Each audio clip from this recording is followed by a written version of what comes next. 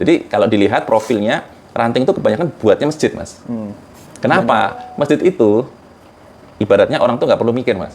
Kita bikin masjid, udah taruh kotak amal, itu udah keisi sendiri. Udah keisi sendiri sama jamaah. Sama jamaah kan gitu. Atas nama infak itu langsung keisi gitu kan. Infak itu berpahala, orang senang dia dapat pahala. Tapi kalau berbisnis, itu kita harus muter otak, Mas. Bagaimana? Otak harus gimana? Harus gimana? Orang nggak akan ngisi kayak kotak infak itu kan ke mana namanya, ke ini kita kan, ke toko kita kan. Dia harus dengan beli kan. Nah, beli bagaimana gitu kan? Harus networking-nya bagus, marketing-nya bagus, harganya bagus ya kan. Sehingga kenapa di Jakarta ini, di Jabodetabek itu lebih sulit untuk membuat toko. Apalagi ada sifat money oriented, Mas. Di Jabodetabek ini itu agak berbeda dengan misalnya di Jogja. Jogja itu di Jakarta itu money orientednya itu tinggi, sehingga orang akan mencari toko Muhammadiyah berapa, 1.200, di Alfa berapa, 1.000, dia larinya ke Alfa, Mas. Larinya ke Alfa, soalnya lebih murah. Lebih murah, jadi mencarinya masih yang murah. Loh, padahal ini kan itu internal kita sendiri loh, Mas. Internal Muhammadiyah sendiri. Ini semua kita ambil dari buku-buku. Ini, Mas, ada buku-bukunya nih, buku Peremajaan Pimpinan Muhammadiyah. Nih, ada sumber datanya. Ada sumbernya. Saya ada di sini nih. Ini kan bukunya nih, kurang lebih lah ya. Ini ada buku Meremajakan Pimpinan Muhammadiyah. Jadi kalau kita berorganisasi, kalau bisa literasi ikroknya itu harus lebih kuat. Ini buku Meremajakan. Jadi Pak AR itu pernah bilang kalau mau jadi pemimpin di Muhammadiyah itu idealnya itu paling muda 40, paling tua 55. Baca bukunya. Atau kalau mau jadi pemimpin, baik itu di ranting, cabang, sampai pusat. Umumnya. Jangan tua-tua gitu. Makanya Pak AR itu walaupun beliau paling sepuh, beliau menyarankan makanya adik-adik ini nanti harus bisa. Tapi ikroknya kita kuatin. Ini bagaimana mengelola administrasi keuangannya, ya kan? Kemudian pedoman, pendirian ranting. Jadi kita itu tahu rel kita gitu. Kita nggak asal ini gimana ya, gimana akhirnya berimprovisasi, kita nggak perlu begitu. Sebenarnya sudah ada, ini semua dari LPCR, Mas, Lembaga Pengembangan Cabang dan Ranting Pimpinan Pusat. Kemudian ini ada manajemen kepemimpinan. Nah, ini semua buku ini kita buat di sini, buku Peremajaan Pimpinan yang tadi kan. Kemudian cuma kita bikin AI-nya lah supaya menarik ya, masuk ke Instagram. Sekolah kita keterampilannya itu bukan hanya keterampilan yang kadang-kadang nggak aplikatif. Tapi justru kita itu mengajarkan apa kegiatan-kegiatan yang bisa justru diaplikasikan, dan itu sebenarnya dibutuhkan karena banyak orang tua sekarang yang nggak pernah ngajarin anaknya nyetrika, Mas. Kadang diajarin nyetrika, pengen cuman diajarin buat nih main HP, jangan ganggu. Gitu. Nah, kadang-kadang kayak gitu. Makanya sekarang kita buatnya ini, beliau nih, wah kalau gitu kita bikin ini, bagaimana menyetrika baju, mencuci baju, melipat baju, mengatur spray, dan itu ditunjukkan ke orang tua gitu. Sehingga nanti orang tuanya jadi senang. Wah, bagus ini ya anak saya nggak perlu ngajarin, udah diajarin di sekolah. Anaknya udah mandiri, bener. dari muda. Betul. Padahal kita ini juga bukan tanpa literasi melakukan ini. Melakukan ini pun kita juga ada literasi, misalnya ini nih. Misalnya kita punya ini. Kita bagaimana mengajar seperti sekolah-sekolah di Finland. Itu sekolah Finland itu dia banyak mengajarkan hal-hal seperti praktek. ini. Betul. Langsung prakteknya. Seperti itu.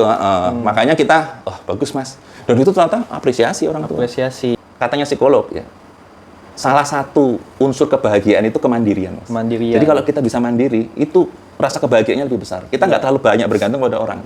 Jadi kita bergantung kepada diri kita sendiri dan kita mampu untuk melakukan itu gitu. Sehingga kita nggak perlu terlalu istilahnya menggantungkan kepada orang. Kalau menggantungkan kepada orang kan sedikit-sedikit akhirnya cita-cita kita tuh susah tercapai. Karena mau naik motor, saya nggak bisa naik motor harus naik Gojek, nggak bisa.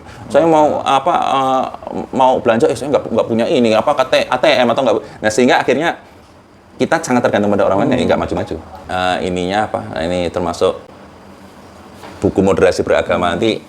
Ini tebel, Mas, kalau Mas mau nanti. Moderasi. Iya, ini ada nih bukunya nih. Ini Pak Haidar nih. Semua bercerita tentang Pak Haidar, tapi saya coba untuk buat sedikit-sedikit ini. Ini kata-katanya ini ada nih. Buku Moderasi Beragama halaman 101.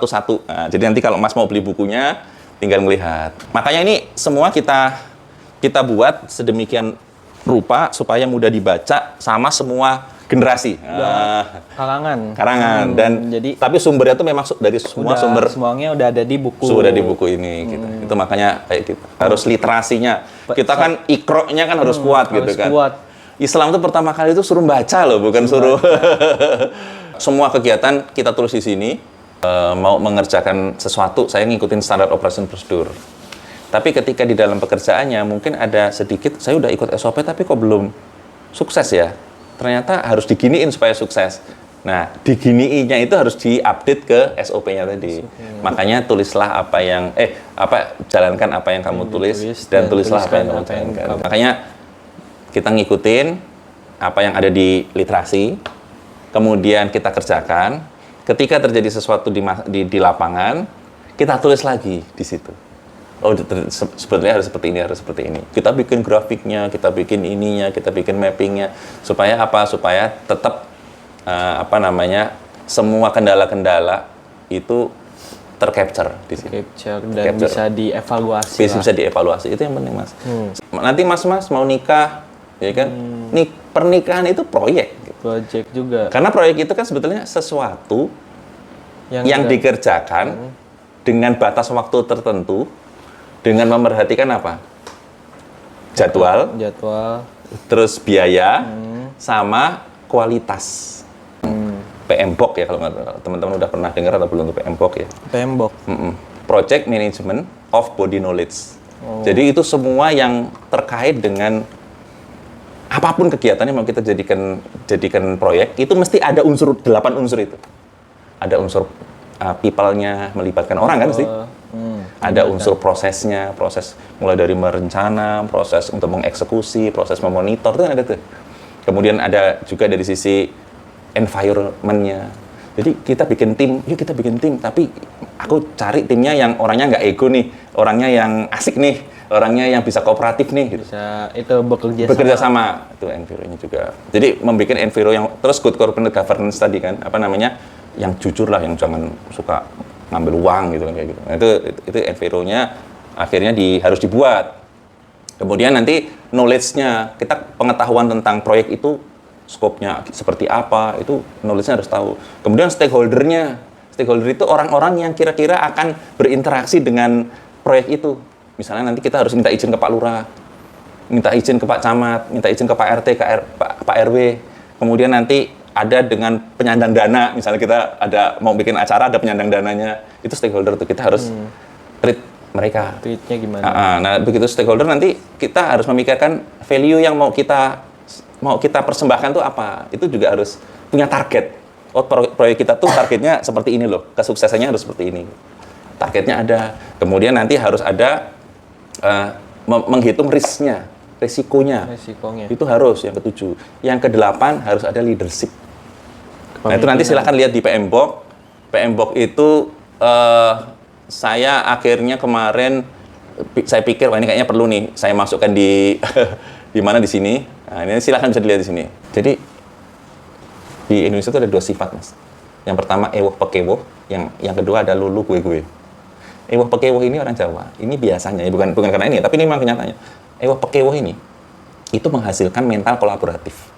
Saya nggak enak sama dia, maka kita guyup yuk, kita anjing, ewoh pekewoh. Ada bagusnya juga. Tapi lulu gue ini menghasilkan mental kompetitif, berkompetisi. Makanya saya sering bilang ke Pak Ali, minta tolong sekolah-sekolah di Muhammadiyah di Depok, itu kalau ada sekolah baru, jangan sekolah lama itu malah berusaha untuk menghancurkan, jangan malah ini, tapi justru harus dikolaborasi sebenarnya.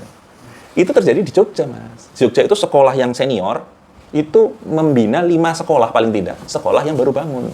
Sekolah Muhammadiyah ya, sama-sama sekolah Muhammadiyah. Kayak SD Sapen itu membina 5 sekolah, SD Condong Catur 1 itu membina 5 sekolah. Nah kalau di sini, itu malah jadi kompetitor masalah.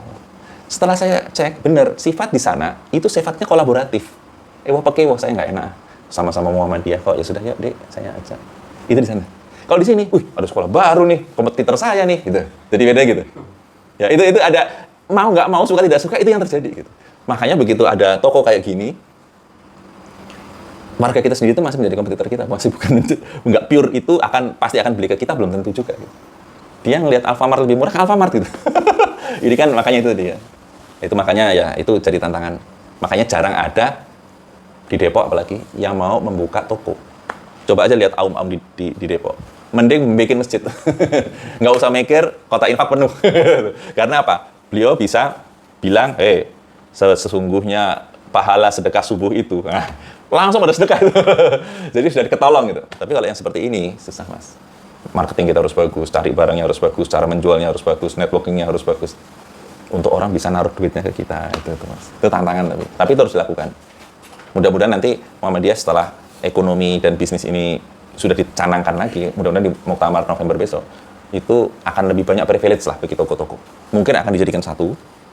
Kemudian nanti mungkin akan seperti idenya Pak Din Samsudin tadi, dicari distributor yang kuat seperti Alfa. Jadi kita harganya itu sama dengan Alfa. Syukur lebih murah gitu ya. Jadi itu jadi pilihan mestinya. Mungkin nanti akan dibikinkan kayak cara saya teman-teman ke Pak Ali kemarin. Ali tolong bantuin guru-guru 500 guru di Depok beli ke kita sembakonya gitu, gitu. Nah, harus ada regulasi yang dibuat.